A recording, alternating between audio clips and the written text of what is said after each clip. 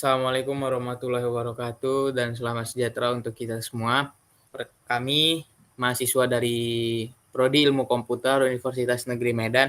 Di sini kami akan mencoba membawakan pembahasan untuk mata kuliah pemodelan dan simulasi yang mana dosen pada mata kuliah ini adalah Bapak Dr. Eng Mangsur, Eskom MT.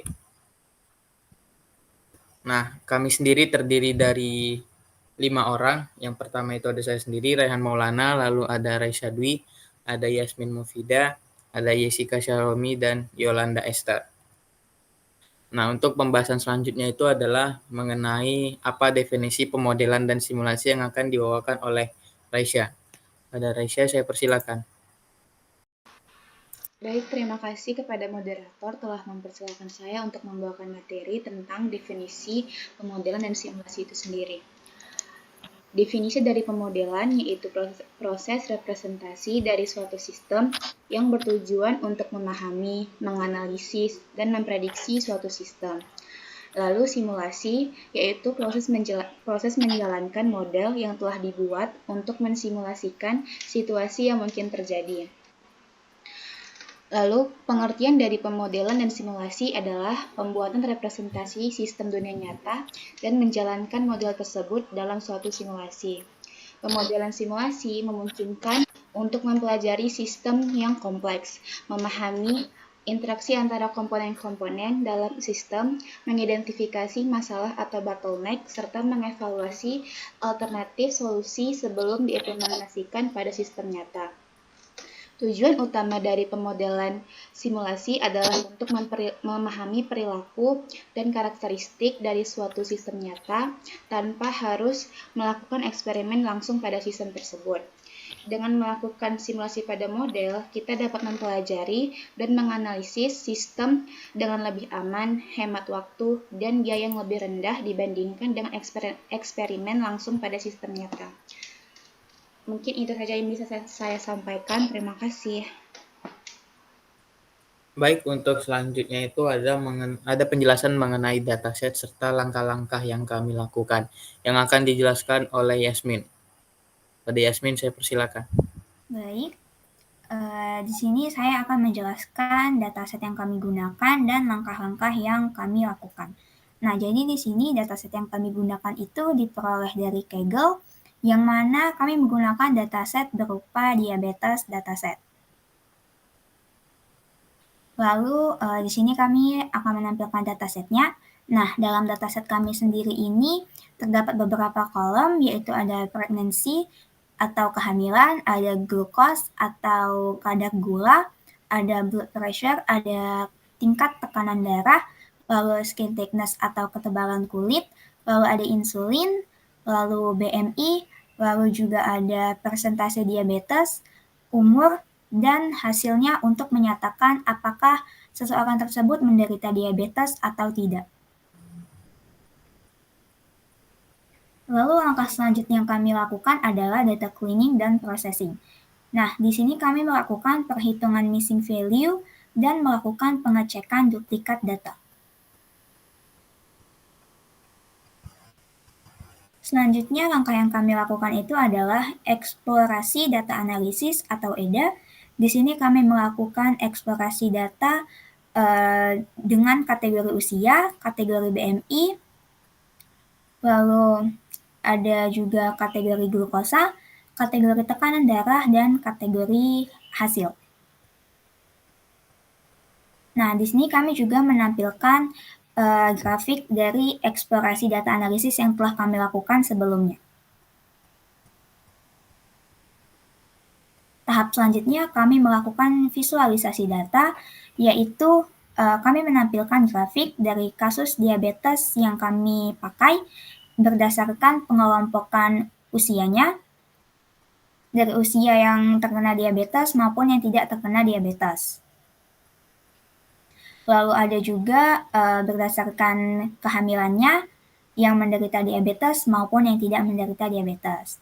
Lalu kami juga memvisualisasikan berdasarkan BMI-nya yang terkena diabetes maupun yang tidak terkena diabetes. Sekian dari saya kembalikan ke moderator. Nah, baik, sebelum kita masuk ke tahap conclusion atau penjelasan mengenai apa yang kami lakukan, kami ingin menampilkan bagaimana kami melakukan tahap eksplorasi atau analisis itu sendiri menggunakan Python yang akan kami jelaskan setelah ini.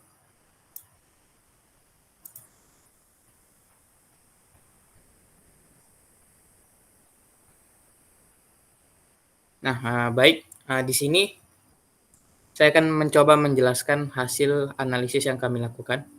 Kata sedikit. Nah, ini ini adalah statistik deskriptif dari rentang usia yang mana kami menggunakan kolom usia. Nah, di situ dapat dilihat mulai dari jumlah, rata-rata, standar deviasi, nilai minimal, terus ada kuartil 1, 2, 3, dan nilai maksimum. Serta juga di situ ditampilkan nilai median, nilai modus, bawah sedikit. Nah, dalam dataset ini, kami mengeksplorasi bahwasanya informasi tentang usia dari kelompok yang kami teliti. Nah, berdasarkan analisis ini, kami menemukan bahwa usia rata-rata kelompok dalam dataset ini adalah 33 tahun, dengan usia terbanyak yaitu 22 tahun. Nah, nilai tengah atau median dari usia tersebut ialah 29. Selain itu, kami menemukan juga bahwa usia dalam kelompok ini memiliki variasi yang cukup signifikan, yang mana itu ditunjukkan dari nilai standar deviasinya sebesar 11,76. Oke, nah ini adalah statistik sama seperti sebelumnya, bedanya ini kami menggunakan data pada kolom BMI, yang mana di situ bisa dilihat hasil dari jumlahnya, rata-rata, standar deviasinya, serta nilai max-nya.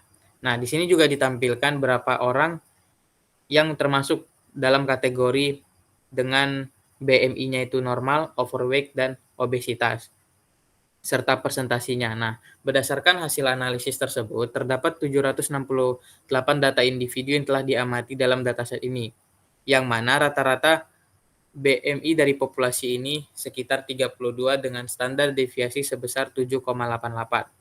Nah, distribusi data pada BMI ini juga cukup bervariasi dengan nilai minimal itu di 0 dan maksimal itu di 67,1. Dari segi kategori BMI umum ditemukan bahwa 102 individu itu termasuk ke dalam rentang normal, yang mana itu pada rentang 18,5 sampai 24,9 dengan persentase sekitar 13,28% dari keseluruhan populasi. Nah, selanjutnya itu terdapat 179 individu yang termasuk ke dalam rentang overweight, yaitu rentang 25 sampai 29,9, yang mana memberikan persentase sekitar 23,30% dari keseluruhan populasi. Sementara itu, yang mana mayoritas populasi itu sebanyak 466 individu atau sekitar 60,55% termasuk ke dalam kategori obesitas. Nah, berdasarkan temuan ini menunjukkan bahwa sebagian besar populasi dalam dataset yang memiliki BMI yang berada di luar rentang normal dengan mayoritas individu cenderung mengalami obesitas. Hal ini memberikan wawasan penting tentang kondisi kesehatan dalam populasi yang diteliti dan menunjukkan pentingnya upaya pencegahan dan manajemen berat badan untuk mengurangi risiko masalah kesehatan yang terkait dengan diabetes. Nah, ini sama seperti yang sebelumnya juga, akan tetapi ini menggunakan data pada kolom blood pressure atau tekanan darah. Nah, di sini kami juga menampilkan berapa banyak orang yang termasuk ke dalam tekanan darah tinggi, sedang, dan juga rendah, serta bagaimana korelasi antara BMI dengan tekanan darah itu sendiri. Nah, berdasarkan hasil analisis deskriptif itu kita dapat melihat bahwa dataset ini terdiri dari 768 data individu.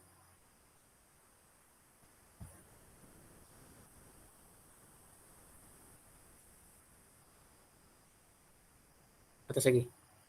Oke, nah rata-rata tekanan darah pada populasi ini sekitar 69 miliraksa dengan standar deviasi sebesar 19,36. Nah, tekanan darah minimumnya itu tercatat pada nilai 0, sedangkan tekanan darah maksimumnya itu ialah 122. Nah, persebaran tekanan darah dalam populasi ini memiliki kuartil bawah sebesar 62, kuartil tengah sebesar 72, dan kuartil atasnya sebesar 80.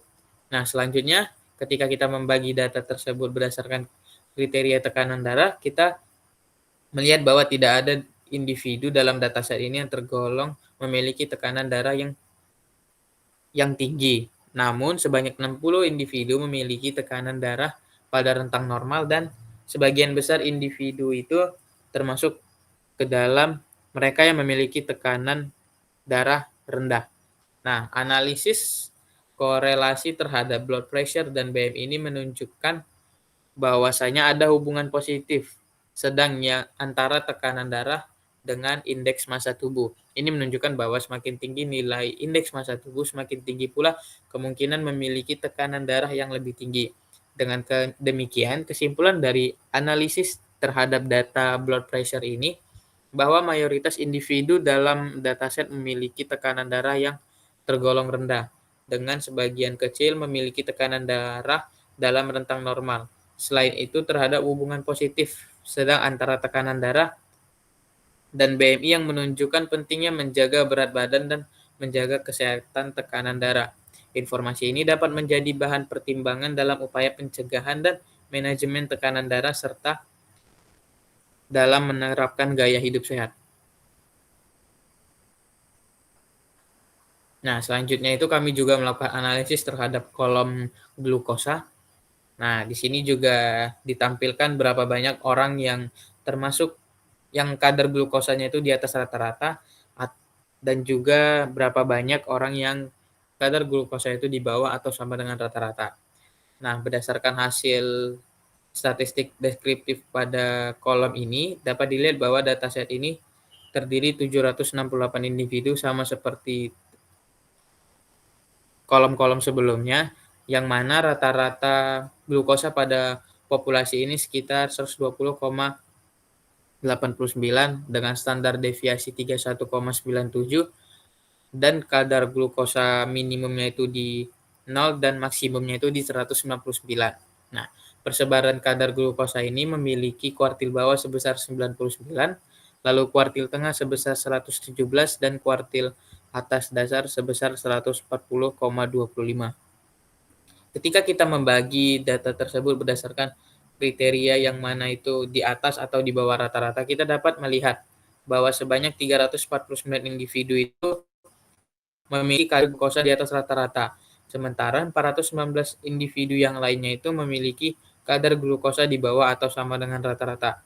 Nah, kita dapat menyimpulkan bahwasanya sebagian besar individu dalam dataset ini memiliki kadar glukosa di bawah atau sekitar rata-rata populasi. Namun ada juga sejumlah signifikan individu yang memiliki kadar glukosa di atas rata-rata yang mungkin perlu perhatian khusus dalam pemantauan dan manajemen kesehatannya. Nah, di sini kami mencoba melihat dari kolom-kolom tersebut mana yang paling mempengaruhi dalam menentukan seseorang itu termasuk ke dalam penderita diabetes atau tidak. Nah, berdasarkan hasil analisis kami itu, kita dapat menarik beberapa kesimpulan yang dapat menjadi bahan informasi untuk pemahaman lebih lanjut tentang faktor-faktor yang berpengaruh dalam menentukan apakah seseorang itu memiliki diabetes atau tidak. Scroll ke bawah.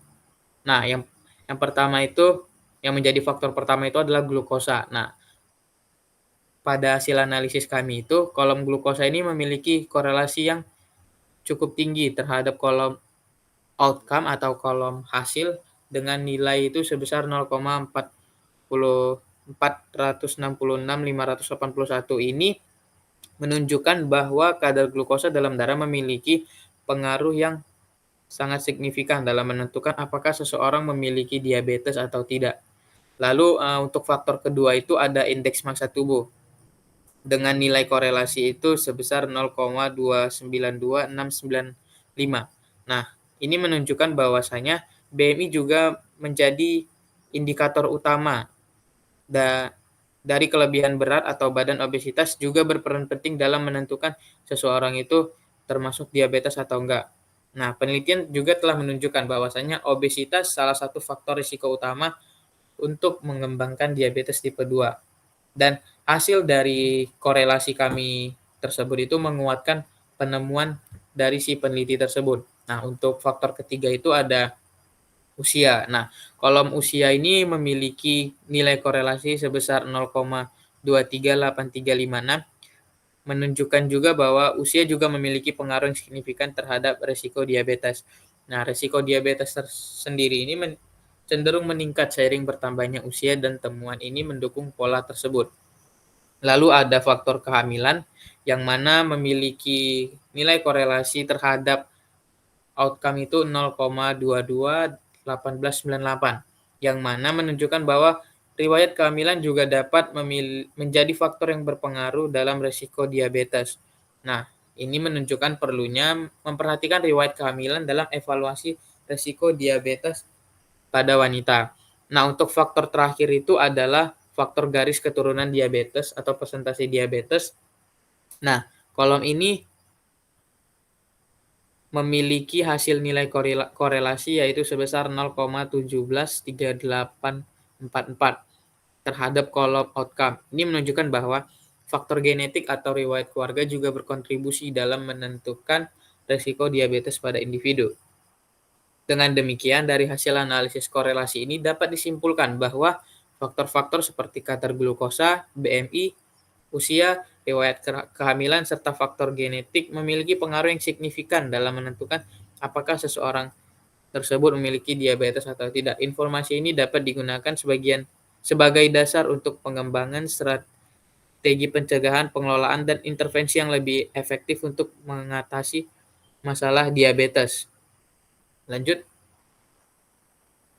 Nah, ini seperti yang sudah dijelaskan oleh teman saya sebelumnya mengenai grafik dari masing-masing kolom pada dataset yang kami miliki. Next. Nah, untuk penjelasan selanjutnya itu mengenai visualisasi dan explanatory analysis itu akan dijelaskan oleh teman saya Yolanda.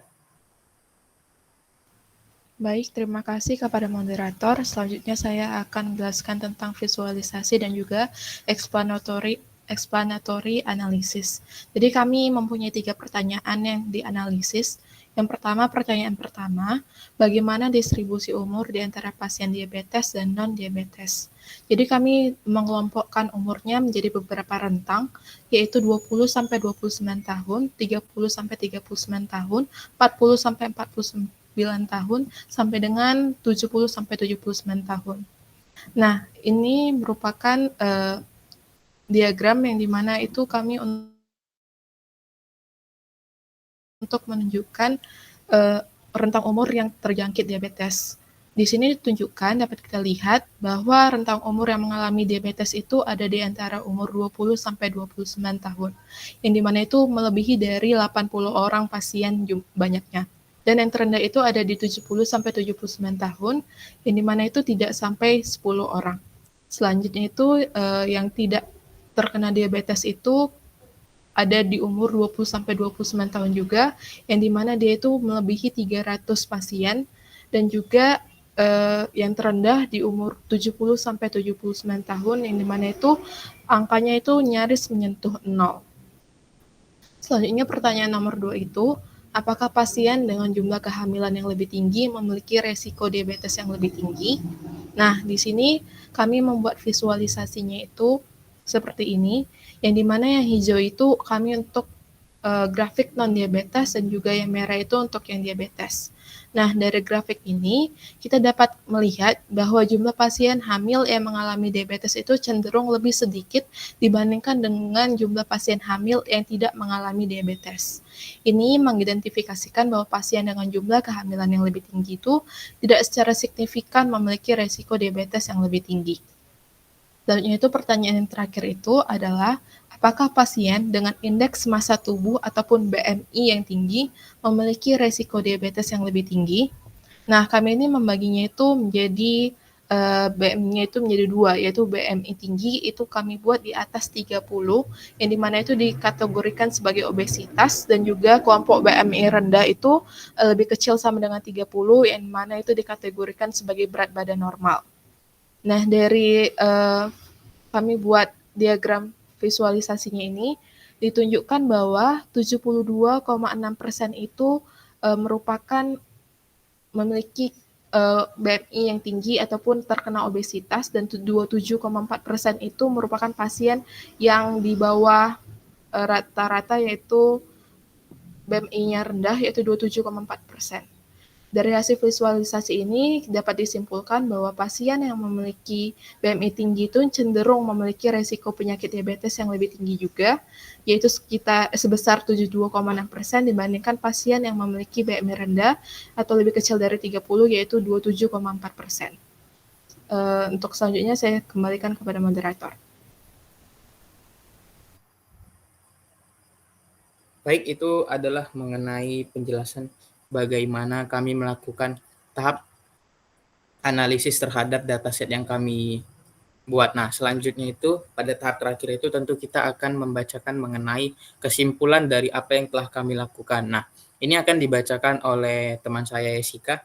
Pada Jessica saya persilakan. Baik, saya akan menjelaskan conclusion. Yang pertama, distribusi umur dan diabetes. Rentang umur pasien yang mengalami diabetes paling banyak adalah antara 20 hingga 29 tahun, dengan lebih dari 80 orang terkena diabetes. Jumlah pasien diabetes kemudian menurun seiring dengan peningkatan usia, dengan jumlah terendah pada rentang umur 70 hingga 79 tahun. Di sisi lain, rentang umur yang tidak mengalami diabetes adalah antara 20 hingga 29 tahun, dengan lebih dari 300 orang tidak terkena diabetes. Jumlah pasien yang tidak mengalami diabetes kemudian menurun secara signifikan seiring bertambahnya usia, dan hampir tidak ada pasien non-diabetes pada rentang umur 70 hingga 79 tahun. Yang kedua, risiko diabetes dan jumlah kehamilan. Dari visualisasi histogram, terlihat bahwa jumlah pasien hamil yang mengalami diabetes cenderung lebih sedikit dibandingkan dengan pasien hamil yang tidak mengalami diabetes. Ini menunjukkan bahwa tidak ada korelasi yang signifikan antara jumlah kehamilan dan risiko diabetes. Yang ketiga, risiko diabetes dan indeks massa tubuh atau BMI. Pasien dengan BMI tinggi lebih besar dari 30 atau yang terkategori sebagai obesitas memiliki risiko diabetes yang lebih tinggi, dengan persentase pasien diabetes sebesar 72,6%. Di sisi lain, pasien dengan BMI rendah lebih kecil sama dengan 30 atau yang terkategori sebagai berat badan normal memiliki risiko diabetes yang lebih rendah, dengan persentase pasien diabetes sebesar 27,4%. Dengan demikian, hasil analisis menunjukkan bahwa faktor BMI memiliki korelasi yang kuat dengan risiko diabetes. Sementara jumlah kehamilan tidak secara signifikan mempengaruhi risiko diabetes. Namun, penting untuk dicatat bahwa analisis ini hanya berdasarkan pada data yang tersedia, dan kemudian terdapat faktor lain yang dapat mempengaruhi risiko diabetes yang tidak diakomodasi dalam analisis ini. Sekian, saya kembalikan kepada moderator. Baik, itulah yang bisa kami sampaikan mengenai analisis yang kami lakukan terhadap dataset diabetes. Nah, pesan kami hanya satu, yaitu mari kita menjaga pola hidup sehat agar terhindar dari penyakit diabetes. Assalamualaikum warahmatullahi wabarakatuh. Kami dari kelompok 1 pamit undur diri. Terima kasih.